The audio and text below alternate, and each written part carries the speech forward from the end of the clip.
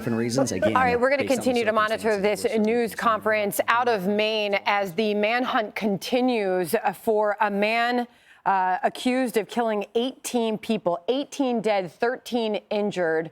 The authorities there naming every single victim and their ages, saying more divers will be looking again tomorrow. They have no specifics on his whereabouts at this moment. The shelter-in-place order, that was a big piece of news out of there because this has drastically changed lives all around Maine. Shelter-in-place has been rescinded, although it is hunting season, so they are telling hunters not to take to the fields there in some areas. They're going to have another news conference, he said, 10 a.m. tomorrow with an update. Unfortunately, Jesse, this person has not been found. Yeah, he either swallowed a bullet or he's hiding in a cabin or he's in Canada. He's very well trained. He's a professional killer. You can tell by his posture and this guy is probably going to be, I'd say maybe a month in the woods. Remember Rudolph? Remember he just basically disappeared and then he got greedy and was dumpster diving? This guy is going to probably run out of bullets because you can only kill so many deer. You can only fish so many fish, and it's just going to be a waiting game. But he knows the terrain. He knows all the contours. We talk to people. He knows where to hunt. And he probably goes north or west, because if you go south or east, east you're going to the ocean, south you're basically going deep into Massachusetts. So he's probably west. And I think this guy might be in a small cabin somewhere, maybe in a sniper position, has the place booby-trapped. He moves around at night. But the guys have all the toys out. They have the heat-seeking sensory technology from the helicopters. So it's just going to be a waiting game. And there's a lot of variables. The guy's got a motorcycle. He's got a jet ski. He's got a property here. He's got a house. I don't want to say anything about the Maine law enforcement situation, but these guys only have 17 men in that district. And so they're bringing in the heavy artillery from the south. The guys from the south and the FBI, they don't know the terrain either. Yeah. So this guy could be out there for a long time. The leaves are still on the trees. This is really thick wilderness. It's a vast area, Harold, that they have been searching. Robert Card is the suspect, 40 years of age. He is considered armed and dangerous. Lifting that shelter-in-place order, that's a critical decision right now.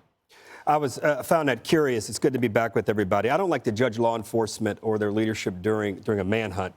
I'm not there. I'm not a law enforcement professional. But I would have thought that we might have gotten more about what might be the most promising lead that they have uncovered that's been presented to them. How is the FBI and even the Coast Guard, if you believe that the water and that the ocean could be a part of this, how are they involved? What questions are they asking? What resources have they brought to bear, especially since he announced that they were lifting the stay and shelter order? I think he said that you could hunt in certain places, but not hunt in certain places. And I would imagine because people will be firing guns, they don't want them calling the police if that is the case. But a point was made around the table that maybe the hunters could be helpful in this situation. But I'm sure they've thought long and hard about this. I would love to know, are the Canadians, how is the Canadian government cooperating? What has been the kind of communication? What can you share? Because I think one of the things that has to happen in these instances is you have to maintain public trust in the public safety community's ability to go about finding this killer. I was pleased to see that the faces humanize what happened here. But I got to tell you, if I were related to any one of those people in those pictures, I'd want to know answers to the questions that I laid out. I just think about the fear that this has invoked in so many school children. I mean, schools and businesses have been closed up to 100 miles away from where he carried out this gruesome crime. Yeah, for good reason. And children are afraid. I mean, these are small towns, Sandra. You know, everybody knows everybody else. And so the kids are afraid. And as that law enforcement individual indicated, that it's up to the particular businesses and the schools as to whether or not they want to stay closed. But it's very interesting. Right now, it's not just a small police department. It's the FBI. It's the state police. It's the U.S. Marshals, who are very good at this. It's also Bortak, who caught that prisoner who escaped from the Pennsylvania prison. But I think what's most interesting about this is the fact that he left the car near a dock. And so the question is whether or not he actually got into the Androscoggin River or whether that was just a diversion. Look, the truth is he's a sergeant first class. He's smart. He may be crazy, but he's smart. So the question is if he's absolutely insane, an insane person doesn't know to run away. An insane person doesn't have a sense. He's not related in time and space and reality. But if this guy is making a run for it, he may end up getting killed. He may end up dying somehow. But I really think that he's made a decision after planning this out to go on the run. I think, like as Jesse said, I think he's going to Canada. I think he can cross the border. You've got a lot of the tribal, the various Native American, Indian tribal agencies that he might have to go through to get to Canada. So, and this note, I don't know if it's a suicide note. I don't know if it's a note to his son that says, in the event that I die, or this is the reason I did it.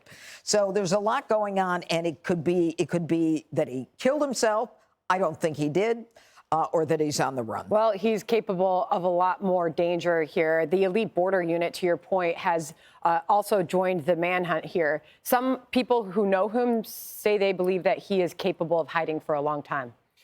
You know, it's all speculation, but it can be informed speculation. I guess what I would point to in that press conference that would lead me towards the idea that he's probably no longer alive, that would be my speculation, is that they said you could go hunting some 150 miles away. They limited the woods restriction to just those neighboring counties where this initially took place. So it doesn't seem to suggest they're worried about him being in the woods far west or far north. And Eric Rudolph is an interesting analogy. That's after the 96 Olympic bombing.